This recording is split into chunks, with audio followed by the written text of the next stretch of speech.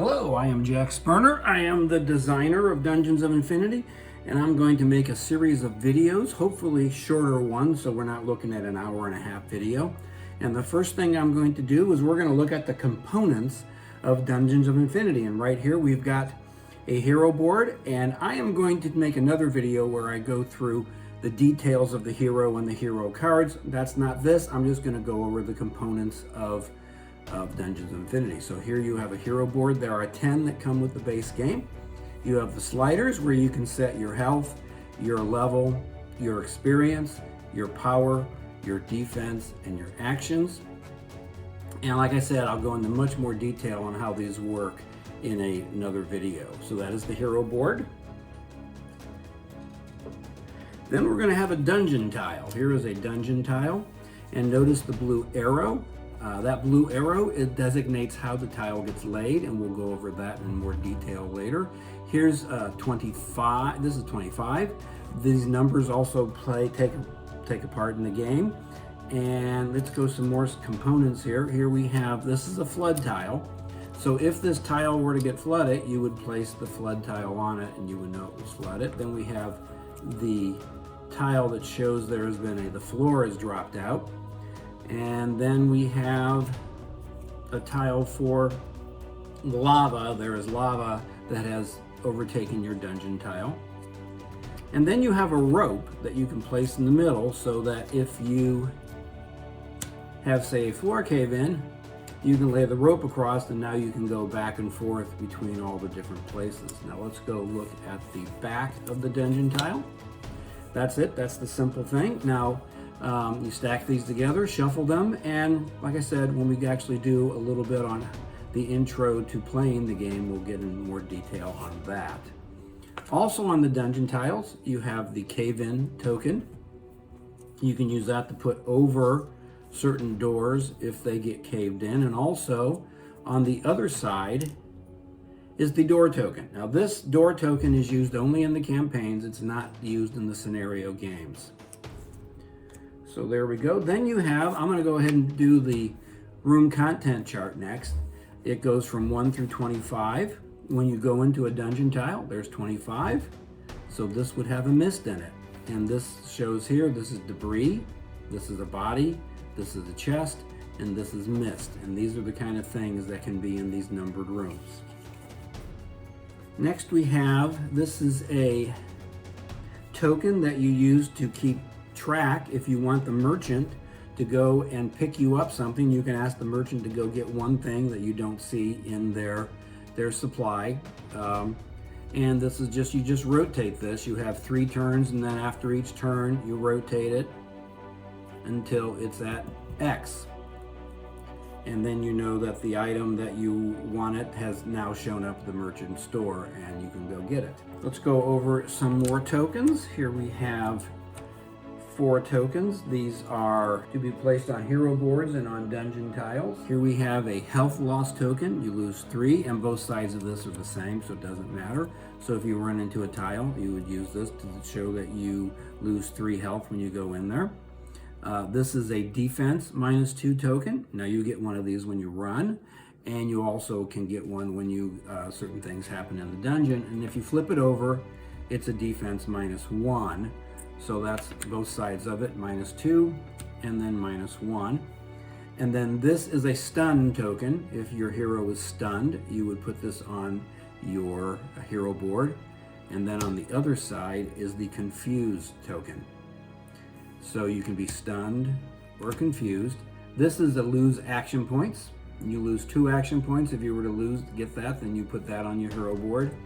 And then this is they lose 2 power. So those are tokens that keep track of different elements that are happening in the dungeon. Next we have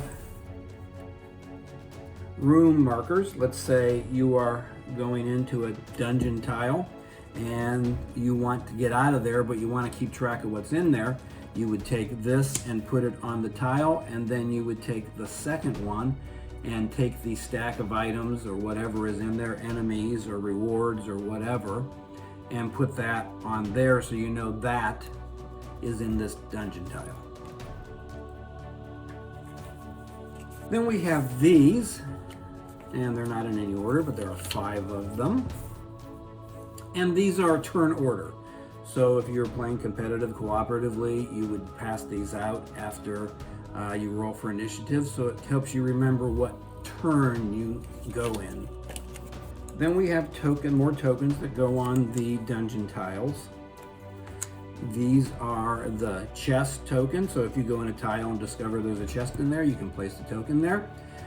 So you know there's a chest in that room. This is debris, this is mist, and this is a body. Now these 3, you can choose whether you want to look at them or not. So the token stays there until you determine that you want to. It takes 1 action point to look at that, and we'll get into that in more detail. The mist, on the other hand, the mist tokens are only used in the campaign. They are not used when you are playing a scenario. The mist token is laid out in the campaign, so you know there's a mist in there. But the mist is the one thing that when you come into the room, you can't avoid it. It happens immediately. So those are the tokens to mark what is in a room. And then let's look at the cards. Here are the debris cards, the mist cards, the chest cards, and the body cards. Notice they match perfectly with the symbol on the token. So it's easy, very easy to know which deck you choose from. And you get into these cards when you actually check what's in a debris or a chest or a token. And the mist, like I said, happens automatically.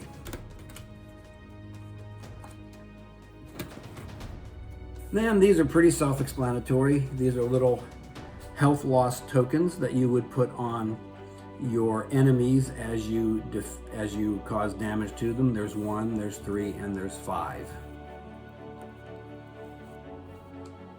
Here we have some coins. This is Arminger money. If you were to find gold in the dungeon, you can go to the merchant who's in the very first tile of the dungeon and exchange your gold for coins. There's 5 and there's 1. And these have no weight. So these are pocket items. You can keep them in your pocket, whereas the actual gold itself has weight and it takes up space in your inventory. So that's one of the reasons you want to exchange it for the coins, is so that the gold doesn't take up space in your inventory. Let's look at some more cards. These cards are the cards that the merchant has in their inventory.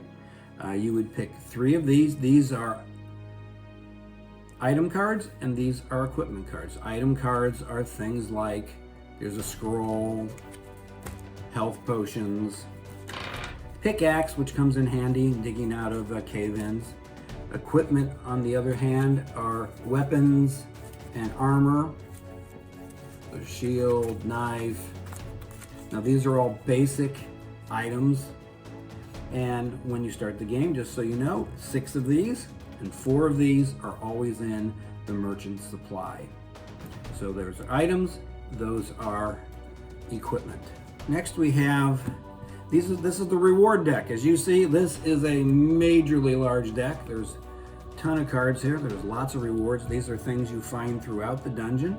And in fact, when you're in combat, one of these is assigned to each role when you're doing combat, and I will do a separate video on how combat works.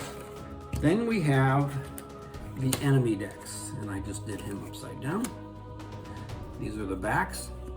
This is the Dungeon Lord, this is the Sentinel, and this is the Minion. Let's turn one over. There's how they look on the other side. So there's Lord Armiger, there's the Unhallowed Knight, and then there's tons of different enemies in here.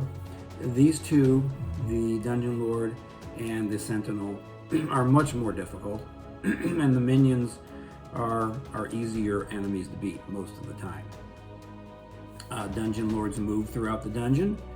These guys do not. Actually, in the expansion that's coming, the enemies will start moving. Like the game isn't hard enough as it is. So there we go. There's the backs of the cards. Dungeon Lord, Sentinels, and Minions. Notice the little star on this enemy card. That means it is a stretch goal. So any card, enemy minion card that has a star means a stretch goal. And you only want to put a couple of those kinds in your deck. It can get rather difficult. And then this little symbol here means that it is part of the campaign. So that symbol means it is a campaign card, not to be used during regular scenarios. In fact, you see here, it shows that it's Dungeon 10, or it's these Chapter 10, Dungeon 3. That tells you where it's going to be used. Here is another token we have not gone over yet that goes right in line with this. This is the Dungeon Lord event deck.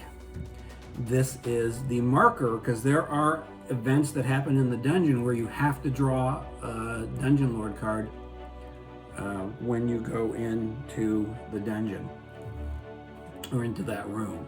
So you would put this on the token, on the tile, to mark that you draw a Lord event, and notice the icons match up perfectly. I'll go into more detail on these, but this is how these look. Top is, you use it two different ways. Top is when there's no Dungeon Lord in the dungeon. Bottom is when there is one. So the top determines if he's going to show up in the dungeon, and the bottom part determines how he is going to move. So the bottom part is his AI. And we are about done. Now that's exciting. There's a token. We have a few tokens for, there's the threat meter. You start the threat meter out based on how many, and then as you discover things, the threat meter goes down based on a little chart down here. And we'll get into that, but that is the threat meter, and it's the same on both sides. There's no difference. In fact, let me go to the room content chart again. There are two sides. There's the standard side and there's the hard side. The standard size, well, the difference in the hard side has more missed events. There's much more mist, so there's a lot more fighting going on, and you're going to discover less things in chests and debris and bodies. Then we have these bad boys, and I believe that's the last thing we have to go over. These bad boys are the ability cards for the heroes, and as you see, it has the hero's image on the back of the card, which makes it very easy to find which ones go to your hero. And every hero starts with 4 cards, and as they level up, they will add more cards to their ability deck. So that is the basic components. Well, I did forget to show this. These standees, let's move these out. Then you have the standees for the Dungeon Lords and for the heroes, and there's a bunch of those. Next video I'm going to be make is basic dungeon walkthrough, and I miss these components, and they're not going to zoom in very well. But then you have here, this is the reference guide. This is the campaign guide, which is a massive book. Awesome stuff in there. And then the quick start guide, which shows you how to set up the dungeon, how to lay out the cards. And like I said, next video will be setup, and then we'll also do one on combat and one on the heroes. Thanks a lot, and see you next time.